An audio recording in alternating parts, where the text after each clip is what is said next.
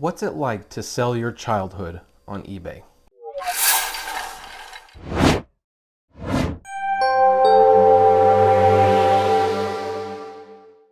Hey everyone, this is Kevin the Apptrepreneur. If this is your first time here and you happen to like a video like this, please do me a favor, hit that subscribe button and smash that like and leave a comment below saying that you like it. We're going to be experimenting with a new type of series on this channel. What's it like, or kind of woes of an eBay seller, something like that. So this video is being inspired by kind of an unlikely source. It's being inspired by a video that James Rolfe did on Cinemassacre. And on his channel, Cinemassacre, he was showing off his little, basically basement blockbuster. And chances are a lot of you are familiar with James. He does the Angry Video Game Nerd series, but he also has a basement because he lives back east.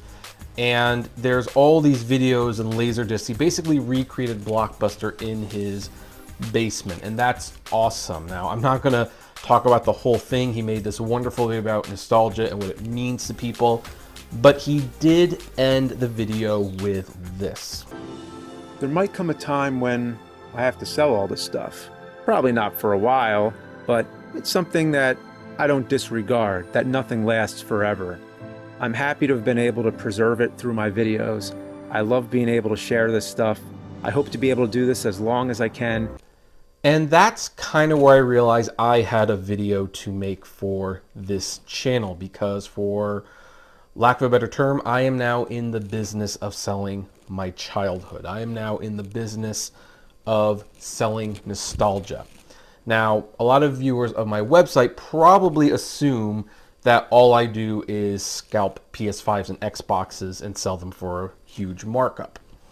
And it's absolutely true. I do that. And I am not ashamed of doing so. And I made videos explaining why I do that. But here's the thing. That situation isn't going to last forever. It certainly lasted a heck of a lot longer than I thought it was going to, but it's not going to last forever. At some point, the PS5s and the Xboxes will be back in stock, or at least they'll be coming out enough that people will not feel the need to pay inflated prices for them. And that's when I was looking through an old baseball card book and looking through my old Pokemon cards. And I had had these cards for many, many years. Some of them were first edition when they first started releasing them. There's a couple duplicates there, as you can see. And most of them were in mint condition because, to be frank, I never really played with them before. I played a little bit as a kid, but for the most part, it was about collecting, and it was about the trading, and then it was about getting this guy, Charizard. So I had tons of Pokemon cards, hundreds of them, a lot of holos, a lot of first editions, and I kind of realized that even though it was nice to have them, even though I got some sense of comfort knowing that they're there, kind of like how James was alluding to in his video, I also realized that they weren't doing anything for me. So what I'm going to do with this video, I'm going to talk about what brought on me to start listing these Pokemon cards, which would then turn into selling other parts of my childhood. What is the process of that and how does that feel? So first of all, let me make it clear that if I was not married, if my wife was not in the picture, if I was still a confirmed bachelor, and I feel very blessed that I'm no longer a confirmed bachelor. I mean, look at me. This is totally the kind of person you would expect to wind up alone for their entire lives. But God was good, brought someone to me, and now it's time to start thinking about a future life with her. You know, things like Pokemon cards and comic books, I mean, I love them. I still enjoy them, but they brought me the most joy when I was a kid. And I am an adult. And, you know, as an adult, they still brought me some joy because it was something that I could hang on to, like when times were simpler, when I didn't have to pay rent, when I didn't have to get jobs, I didn't have to worry about 401k, or I didn't have to worry about things like Russia threatening to enter the Ukraine, or China threatening to get into war with America, or, you know, medical misinformation, or all that jazz. Like, you know, stuff, especially stuff from your childhood, can really bring you back to a simpler time. In fact, I will not even hesitate to say that when the pandemic started and the lockdowns were enforced, one of the first things we did to kind of cope with everything was we, for a few hours every Saturday morning, watched cartoons. We picked some shows, and we did Saturday morning cartoons for several months until things went back to normal. I mean, it seems silly, but yeah, you know, nostalgia does that for people. It brings you to a simpler time and it comforts you in a way beyond what the physical thing is. That's why I think when people say, well, why would you have DVDs and Blu-rays? I mean, you can stream everything now. Well, I don't have an emotional connection to streaming. Streaming is always about the new and what's coming out now. When you look at old physical media objects in terms of movies, you can remember what type of person you were when you bought that. Where were you in your life when you bought it? What year was it? Do you remember how much you wanted it? Like, I remember getting Harry Potter, the first movie, on DVD, and I remember like a whole wall of Harry Potter movies, and they were gone fast. I remember the first time I saw Heroes. I didn't watch it on TV. I was working at Fry's, and there was like almost a whole row of Heroes DVDs, and they were going so fast. I remember I grabbed one and I put it aside, and I'm glad I did, because the DVDs were all gone by the end of the day. And I brought my DVD home, and then I remember me and my brother and my mom, we just watched it, and we watched episode after episode after episode. And those are the kind of memories that doesn't come with like streaming or digital services. Now, that's not exactly what this video is about, so we'll kind of get off that for a minute. But what's it like when you get to a point where you decide you want to start selling your childhood? Like, I mean, here's the thing. Selling the Pokemon cards was not exactly the most difficult decision in the world. I just barely look at them once in a while. I did get this one, you know, graded and everything because it was a Fable Charizard card. But what happened when I decided, you know what, I'm going to start taking them out of the binders, I'm going to start putting them in these protective sleeves, and I am going to start listing them on eBay and Mercari. Well, I mean, here's the thing. It's a very mixed emotional thing, believe it or not. As you're listing these items, it's like you were actually crying. I was crying a little bit listing these cards, knowing that I've had them for like 20 years or something like that in some cases, and I'm just selling them now. I'm getting rid of them. And then it gets a little easier once people start buying them, because I had 2 Charizard cards for the record, and when I sold one of them for $350, it's like, holy cow. Yeah, no, that makes it a lot better.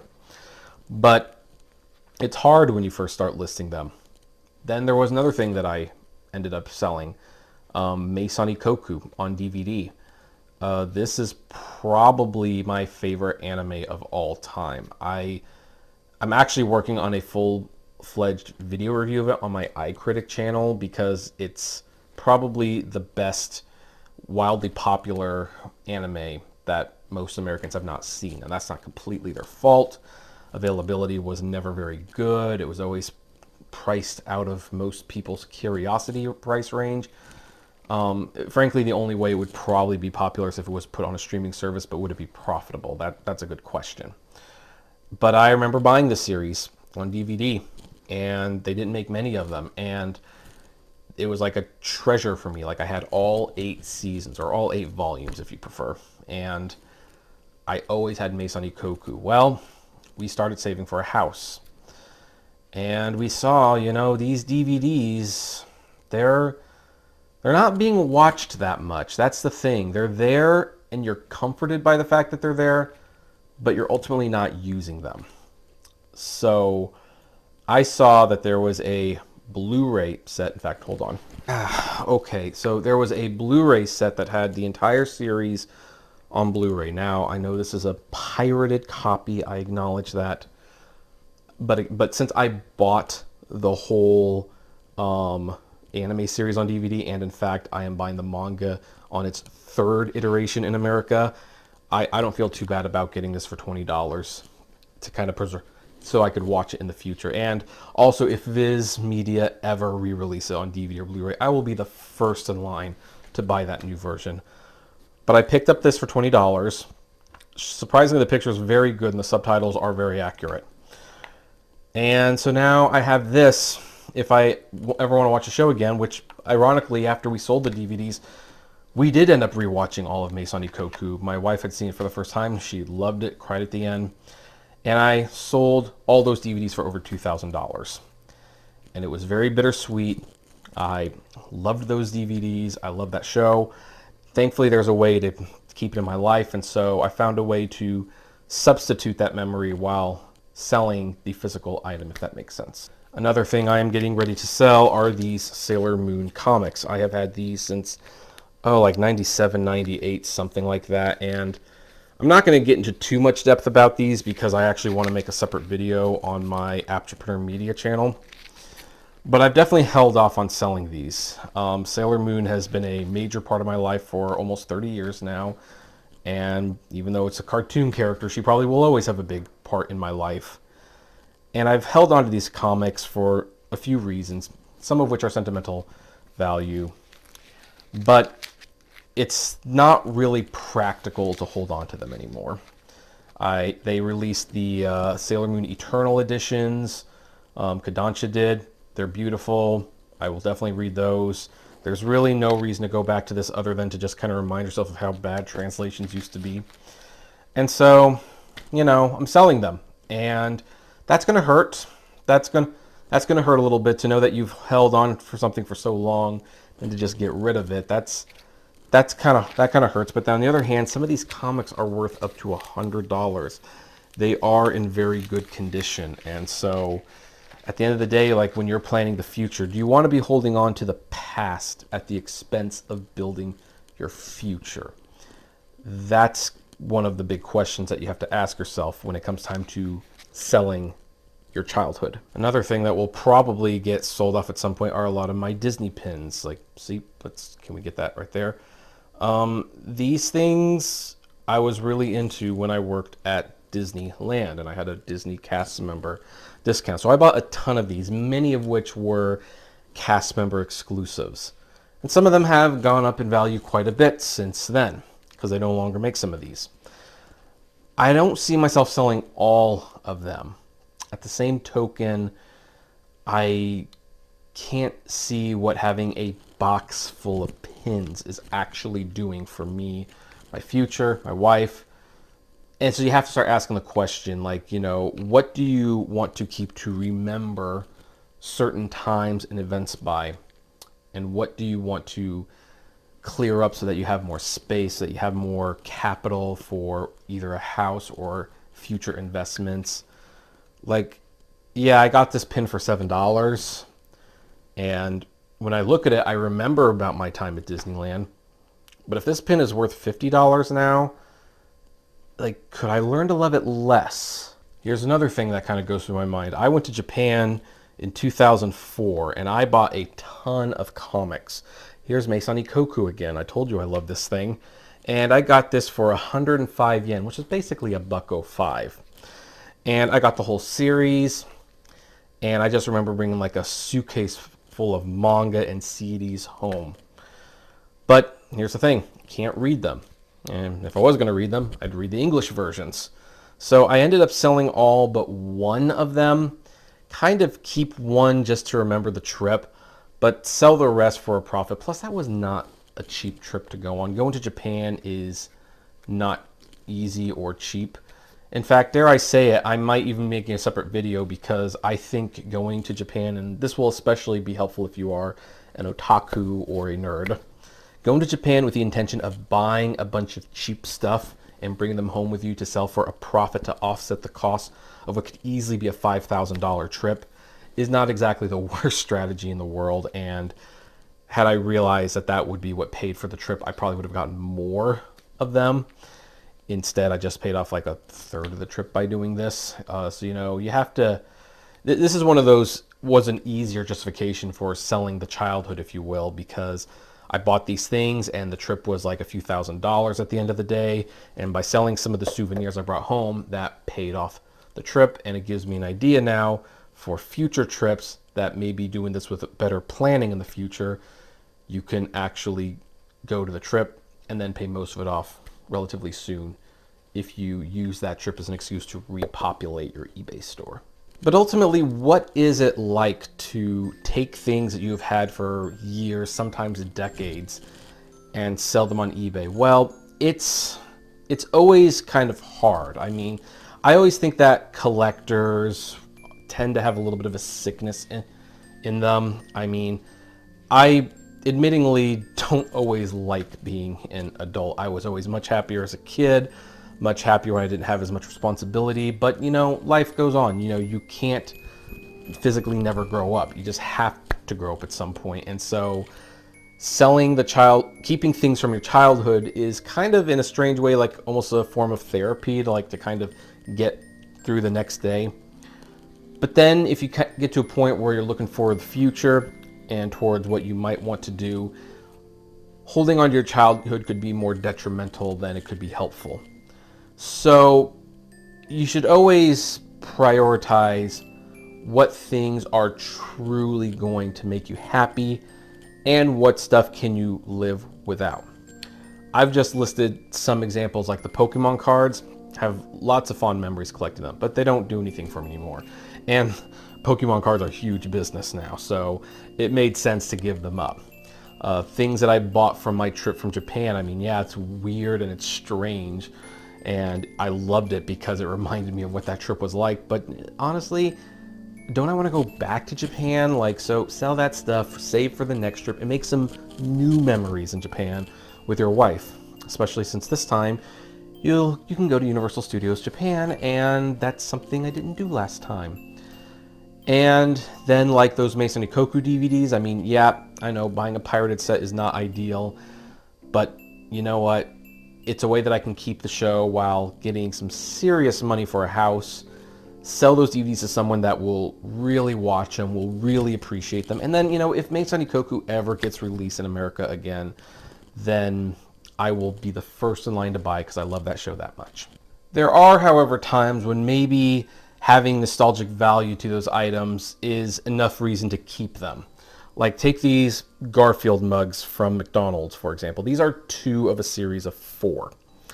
And these were given to me by my neighbors during a time when I was a kid and was really into Garfield.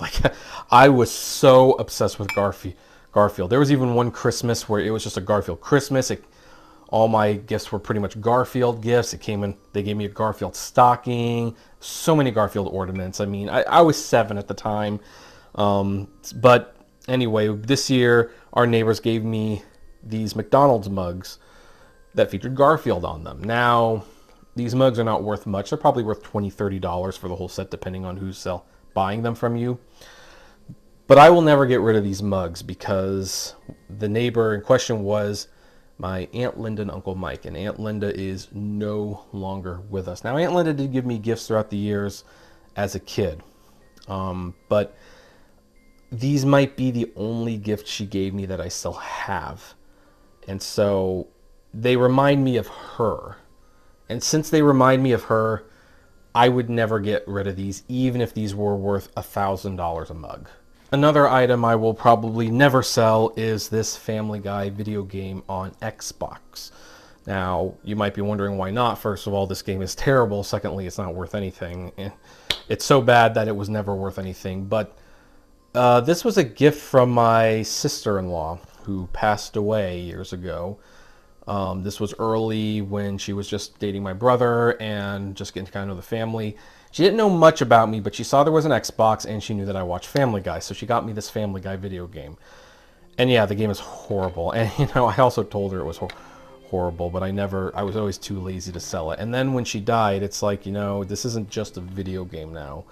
This is a video game that a family member gave you that is no longer with us. So, you know, when you go to sell your childhood, you do want to make some very big distinctions. There are some things from your childhood that you can sell and you will miss them, but at the end of the day, it won't be the biggest deal in the world. And there are some things that have such sentimental value because someone gave them to you, or you had so many hours of memories on them that maybe it's just worth it to keep it, because the reward that you're going to get for selling it isn't going to be worth the memory that, in a sense, you're giving up.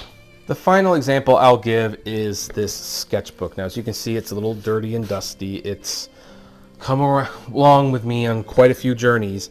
And what this sketchbook is we used to go to Comic-Con, me and my mom. And we got so many sketches from other artists at Comic-Con, and we would do this for years. Now, a lot of these sketches, like that's from Scott Kurtz of PvP, are valuable now. I'm not going to beat around the bush. Like, there's an original Trigun sketch by the Trigun creator. That's something you can sell for a lot of money. And yet, I would probably never sell these things because I cherish the memories of going to Comic-Con with my mom. Now, my mom's still with us, thankfully. But we no longer go to Comic-Con. I don't know if she could actually do Comic-Con anymore at her age. And even if she could, it's so crowded there that I don't know if either of us would really enjoy it anymore. But I do have a sketchbook full of memories. I have 2 of these, actually. And those will probably never be sold. To summarize, what is it like to sell your childhood on eBay? Well, it kind of depends on who you are. For me, it tends to be emotional every single time.